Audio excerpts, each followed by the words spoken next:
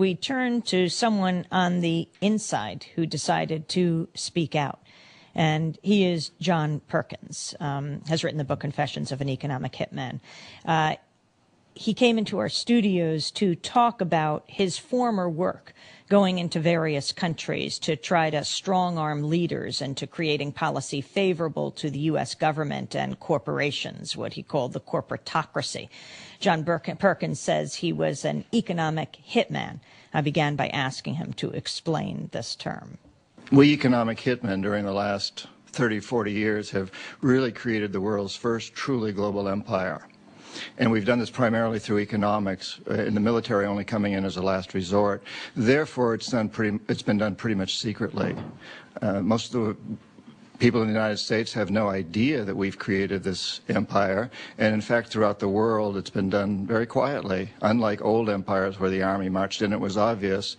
And so I think the significance of the things that you discussed, the fact that over 80% of the population of South America recently voted in an anti-U.S. president, and what's going on at the World Trade Organization, and also, in fact, with the transit strike here in New York, is that people are beginning to understand that the middle class and the lower classes around the world are being terribly, terribly exploited by what I call the corporatocracy, which really runs this empire. Well, before we move further, your experience with it, explain the vantage point you come from. What does it mean to be an economic hitman? Well, what we've done, we use many techniques, but probably the most common is that we'll go to a country that has resources that our corporations covet, like oil, and we'll arrange a huge loan to that country from an organization like the World Bank or one of its sisters, but almost all of the money goes to U.S. corporations, not to the country itself. Corporations like Bechtel and Halliburton,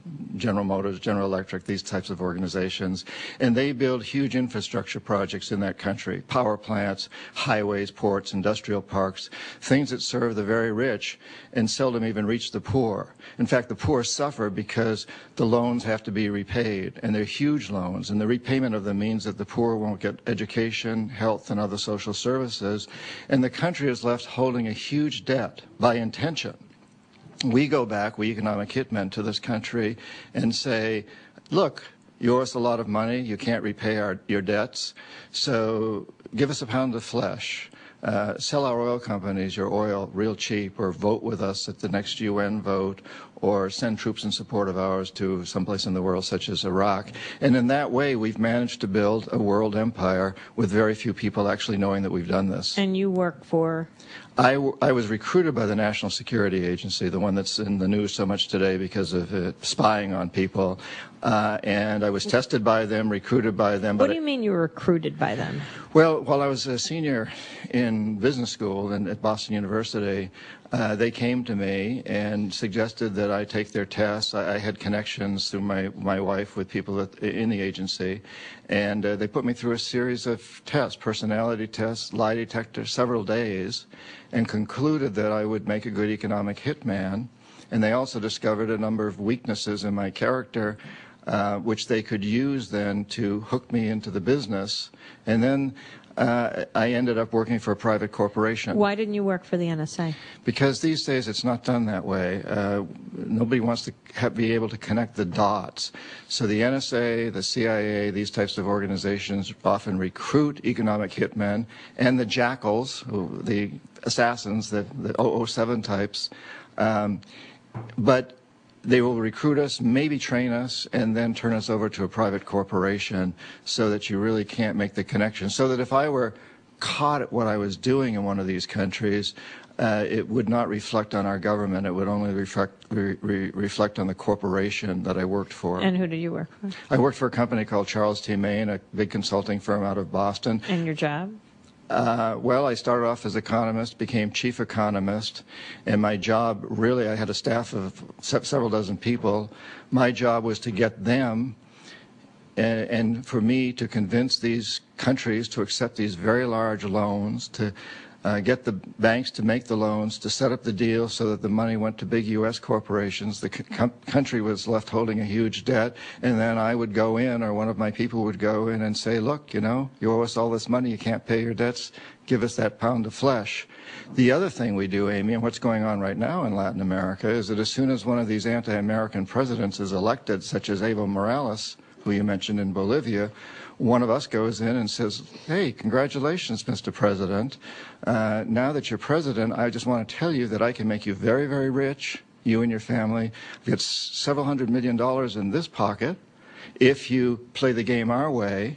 If you decide not to, over in this pocket I've got a gun with a bullet with your name on it in case you decide to keep your campaign promises and throw us out. Well, explain actually how that plays out, because it's not really in this pocket. No, it's what I'm saying is that I can make sure that this man makes a great deal of money, he and his family, through contracts, through various quasi-legal means. And I can also, if he doesn't accept this, the same thing's going to happen to him that happened to Jaime Roldos in Ecuador, and Omar Torrijos in Panama, and Allende in Chile, and we tried to do it to Chavez in Venezuela, and are still trying, that we will send in the people to try to overthrow him, as in fact we recently did with the president of Ecuador.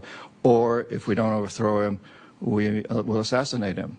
And these people all know the history. They know that this has happened many, many, many times in the past. Explain what happened to Torrijos, for example, in Panama, and what did you have to do with it? Well, this was back in the 70s, and Torrijos was making a lot of world headlines because he was demanding that the Panama Canal be turned back over to Panamanians.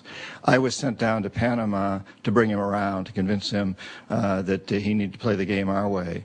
And he invited me to a little bungalow outside Panama City, and he said, look, I know the game, and I know if I play it your way, I'll become very rich.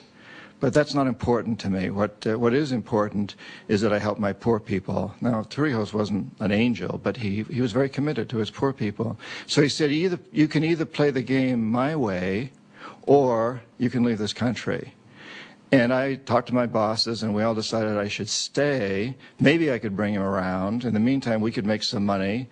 And so I stayed. But I knew the whole world was watching Torrijos because of this Panama Canal issue, and that if he didn't come around, the jackals would be likely to come in.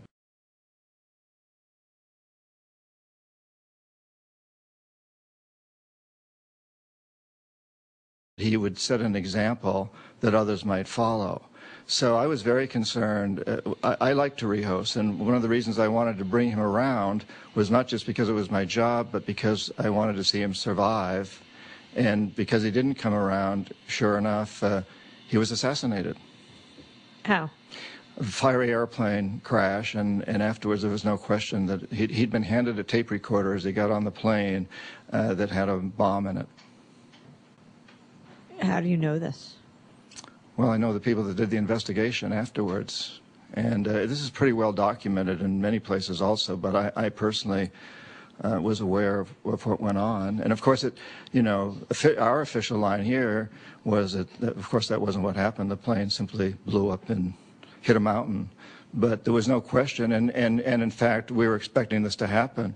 3 months before this, another president, Jaime Roldos of Ecuador, who I also was involved in trying to bring around, he very strongly opposed our oil companies. Not opposed isn't the right word. What he said is oil from Ecuador has to serve the interests of the Ecuadorian people. Therefore, the oil companies are going to have to pay a lot greater share to the Ecuadorian people, or we're going to nationalize them. And he'd run on a very, very strong anti-American campaign. And we, knew that if he didn't change his ways, something would happen to him. We were in his office making the same promises. Here we've got a couple $100 million for you, or here we've got a bullet for you, basically. I mean, it's done a lot more subtly than that, but that's the short version. And 3 months before Torrijos, his airplane also exploded. And what did the investigation reveal in that case? Well, if you're talking about FBI investigations, it revealed that there was an airplane that exploded in both cases. If you're talking about local investigations and investigations that were done by many international journalists, there were explosives on those planes, both of them.